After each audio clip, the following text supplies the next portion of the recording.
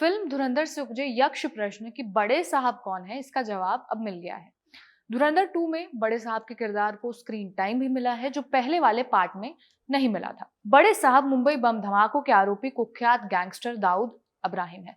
जैसा कि कई लोगों ने सोशल मीडिया पर अंदाजा भी लगाया था, धुरंधर में दाऊद को संजय दत्त के किरदार एसपी चौधरी असलम से जोड़ा गया था। संजय दत्त के एंट्री सीन में ही उनका किरदार कहता है, मुझे बड़े साहब ने भेजा है, लेकिन कहानी इतनी भर नहीं है। फिल्म के प्लॉट से बाहर असल दुनिया में दाऊद का लियारी गैंग और रहमान डकैत से एक खास कनेक्शन है। ये कहानी है साल 2009 की। इसी साल रहमान डकैत पुलिस एनकाउंटर में मारा गया था और ये घटना उसके एनकाउंटर से कुछ महीने पहले की है। खबर आई कि दाऊद के भाई नूर उल हक उर्फ नूरा की मौत हो गई है, जो खुद भी एक बड़ा अपराधी था। दाऊद की डी कंपनी ने दावा किया कि नूरा की मौत हार्ट अटैक से हुई है, लेकिन जानकारों का दावा अलग था। उन्होंने नूरा के शरीर के घावों से अंदाजा लगाया कि क्रूरता की इस हद तक एक ही आदमी जा सकता है, और वो है रहमान डकैत। खोजबीन शुरू हुई तो पता चला कि इस लड़ाई की शुरुआत एक बिजनेस डील से हुई थी। हुआ यूं था कि दाऊद कराची में एक मॉल बनवाना चाहता था। उसने एक जमीन पसंद की जिसकी कीमत करीब 400 करोड़ रुपए थी। दाऊद ने जमीन मालिक को फोन करवाया और 10 से 12 करोड़ रुपए का ऑफर दिया। जमीन मालिक एक बिजनेसमैन था। जब उसने देखा कि इतना बड़ा डॉन उसे 400 करोड़ की संपत्ति 10 करोड़ में बेचने की धमकी दे रहा है, तो वो परेशान हो गया। उसने पुलिस के चक्कर काटे। जब कहीं से कोई मदद नहीं मिली तो आखिर में वो रहमान डकैत के पास पहुंचा। संयोग से वो दोनों रिश्तेदार निकले। फिर क्या था, रहमान ने जमीन बचाने के लिए अपनी ताकत लगा दी। रहमान ने फिर उस आदमी को कॉल किया जो दाऊद की ओर से इस मामले को हैंडल कर रहा था। रहमान ने साफ कहा कि उस जमीन से नजर हटा लो, वरना अंजाम बुरा होगा।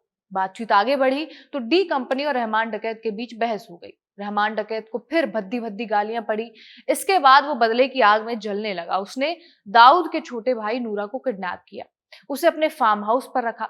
एनडीटीवी की एक रिपोर्ट के मुताबिक रहमान ने फिर दाऊद को फोन लगाया और उसे नूरा की चीखें सुनाई। ये सुनकर दाऊद घबरा गया और उसने रहमान से अपने भाई के जान की भीख तक मांगी। कहा कि नूरा को छोड़ दो, और इसके एवज में वो उस जमीन को भी भूलने को तैयार था और रहमान डकैत को हर्जाना देने को भी। उसने कहा, मेरे भाई को छोड़ दो, बदले में तुम्हें जो चाहिए वो मिल जाएगा। लेकिन रहमान नहीं माना। उसने नूरा को खूब तड़पाया और अंत में उसे 6 गोलियां मारी। रहमान ने उसके शव को एक एटीएम के बाहर फेंकवा दिया। क्राइम जर्नलिस्ट विवेक अग्रवाल राजशमानी के पॉडकास्ट में इस घटना का जिक्र करते हैं। अपने एक इन्फॉर्मर के हवाले से वो बताते हैं कि इस घटना के बाद दाऊद भी चुप नहीं बैठा।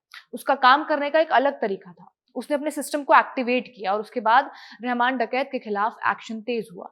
फिर उसी साल अगस्त में महीने में पुलिस एनकाउंटर में रहमान डकैत भी मारा गया। इस एनकाउंटर को एसपी चौधरी असलम ने लीड किया था, और वही चौधरी असलम जिनको धुरंधर फिल्म की शुरुआत में बड़े साहब का आदमी दिखाया गया था।